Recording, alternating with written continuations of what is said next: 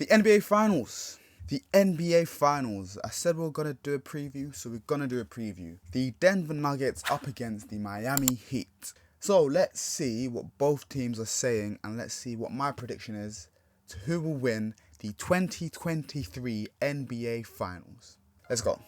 Okay, so first, you have the Denver Nuggets, the one-seeded Denver Nuggets, one of the best offenses in the league. But, I will say but, the Denver Nuggets have an entire offense in Nikola Jokic. He is a hub for their entire offense, whether it be scoring, passing. I'm pretty sure he's scoring at like 47% from 3 in the playoffs right now. His 2-point percentage is ridiculous. He makes crazy shots. That one-legged 3 over Anthony Davis twice probably. And one of those threes, the Sombor shuffle to shoot it over LeBron James. He is a one-man offense, whether it be passing, shooting, in the paint, screening. Every single thing you want in an offense, you have through Nikola Jokic. And on the other hand, you have the Miami Heat, the absolute grind and graft. Some of the best undrafted players in the NBA right now. Gabe Vincent, Caleb Martin, Duncan Robinson.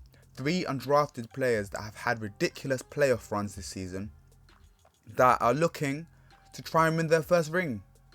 I mean, even Jimmy Butler was a late first round pick, incredibly late. You know, these are all players that are trying to prove something. So, on the one hand, you have the Denver Nuggets, who are the best team in the West in the playoffs. And you have the Miami Heat, who are the 8th seed, the worst team in the playoffs in the East. How have we got here?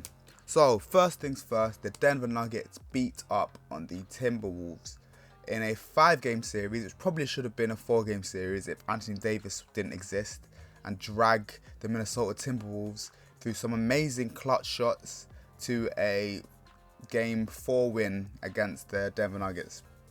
But still, the Denver Nuggets failed to show any sense of complacency and finished off the game and ended up winning the series by 4-1. On the opposite side, the Miami Heat faced the one-seeded Milwaukee Bucks, a team who I thought would definitely win the playoffs. Like, I was sure. I thought the finals would be the Nuggets versus the Bucks, because I thought, you know, Giannis Antetokounmpo can't be slowed down. Well, on the one hand, some people say Giannis got injured, but on the other hand, Tyler Hero also was injured in this series. And Giannis did lose every single game in which he played. He might have played with an injury, but when he played, they lost. That is just simply the facts. Through some amazing performances, through one of the greatest performances I've ever seen in the NBA playoffs from Jimmy Butler in Game 4, the Miami Heat managed to pull out a win in 5 games against the Milwaukee Bucks, leading to the Bucks even sacking Budenholzer. In the second round, the Denver Nuggets faced the Phoenix Suns, who was a favourite for some teams, obviously having Chris Paul, having DeAndre Ayton, having one of the greatest players of all time in Kevin Durant, having one of the greatest scorers in the current NBA in Devin Booker. So it'd be a tough matchup, you'd think, but really and truly, in 6 games, the Denver Nuggets managed to dispatch them. And in Game 6, they embarrassed the Phoenix Suns on their home turf in front of their own fans and managed to progress to the Western Conference Finals. On the opposite side, it was the New York Knicks against Jimmy Butler and the Miami Heat. Obviously, New York having a home court advantage, you'd think it helped them quite a bit, but no. Jimmy Butler and co, with some great performances from Bam Adebayo, some great 3-point shooting performances from Duncan Robinson, and Gabe Vincent sprinkling in a little bit of sauce, managed to progress past the New York Knicks into the Eastern Conference Finals.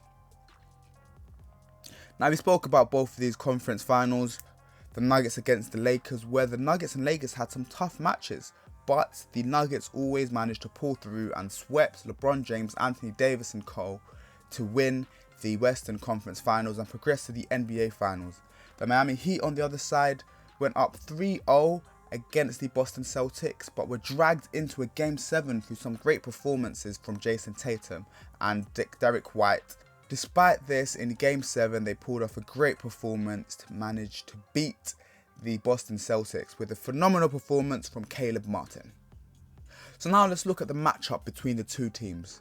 If you're looking at a man-marking performance, you have Bam Adebayo against Nikola Jokic. You know what history says? History says that Bam Adebayo is about to be destroyed. Bam Adebayo's record against Nikola Jokic is 2-10. The very last time that Bam Adebayo beat Nikola Jokic was the very first game of the NBA bubble. The first game. And in the bubble, the Nuggets still managed to progress to the Western Conference Finals. So that would just be the first game. It might even have been luck, just getting into the bubble, feeling yourself. You know what I mean? And in the last 5 games, Nikola Jokic has averaged just below a triple-double against Bam Adebayo, with him winning every single game. Now, we know about Miami Heat. We know that Miami Heat do love a 2-3 zone. They used it play after play after play against the Boston Celtics, play after play after play against the New York Knicks, play after play after play against the Milwaukee Bucks. But the one thing you might not know is that the Denver Nuggets have the #1 offense against zone defenses in the NBA through the regular season and through the playoffs. So Erik Spoelstra might have some thinking to do on his 2-3 zone, because the Denver Nuggets are an amazing shooting team. They have Michael Porter Jr., Bruce Brown can knock down a shot, Aaron Gordon can knock down a shot, Jamal Murray can knock down a shot. Jokic is shooting above 45% from 3. But you never know with Erik Spoelstra. He is a tactical genius, so we might just see something new come out for the NBA Finals. The Denver Nuggets offense has been getting better every single round. They had an amazing offensive rating in the first round, amazing offensive rating in the second round, an offensive rating of 120 in that second round, and in the Western Conference Finals, they had an offensive rating of 122.3. Truly phenomenal offense work here.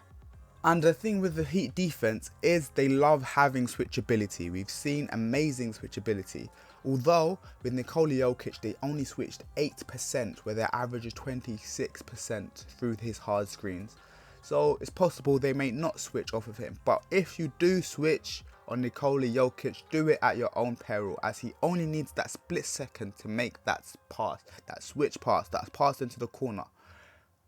Now, there are different defenses that have come up with different ways to slow down Nikola Jokic. The Lakers, obviously, in the Western Conference Finals, managed to slow down as much as they could Nikola Jokic. I mean, he averaged a triple-double, but they did manage to slow him down through sticking Rui Hachimura on him. But they did keep Anthony Davis on Aaron Gordon, so that Aaron Gordon, obviously not a perimeter type player, would sit around the dunker spot, leaving Anthony Davis to be able to guard and help on Nikola Jokic when he's needed. The problem is with the Miami Heat, they don't have another rim protector really, except from Bam Adebayo. They have Kevin Love, but he's not really an inside defender at all. So it's going to be incredibly difficult for them to employ the similar tactics to the Lakers. But I guess we'll just have to wait and see what really happens with Erik Spoelstra's mind. Now, one final stat, another second spectrum stat here.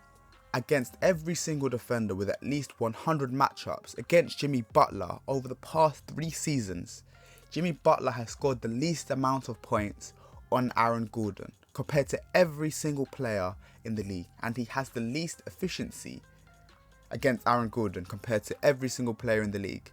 Per 100 possessions, he only scores 11.4 points, and his effective field goal percentage is only 26% when guarded by Aaron Gordon. So it's going to be interesting to see what happens.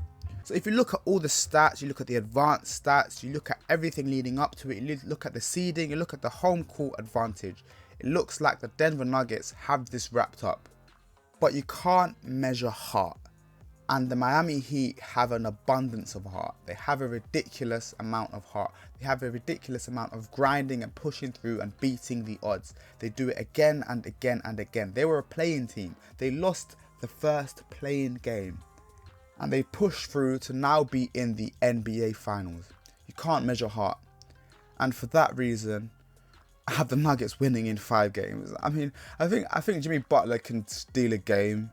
I think if Gabe Vincent's on it, they can maybe steal 1 game away from the Denver Nuggets. But I just don't see Nikola Jokic not winning Finals MVP. I see it as a redemption tour. I see it as him going, you don't give me regular season MVP? Cool, I'll take Finals MVP. This is mine now. And I just don't see the Miami Heat beating them. So I'd say in 5 games, I have the Denver Nuggets to be your 2023 NBA champions. summarising, I think the Denver Nuggets will win, but I think it's going to be a tasty matchup. I feel like Eric Spoelstra has a lot to think about tactically. I feel like Jimmy Butler has a lot to think out matchup-wise, especially going against Aaron Gordon. Is that the best move that you need? Maybe a lot of switches and play a lot of pick and roll action, trying to get Jimmy Butler on Nikola Jokic. Well, we'll see what we can do. But I'm going to be here every single game. You'll get your roundup every single game of the NBA Finals here on the LQ Talks Hoops channel. Please like, comment and subscribe. And I'll see you, man, in a bit. Boom.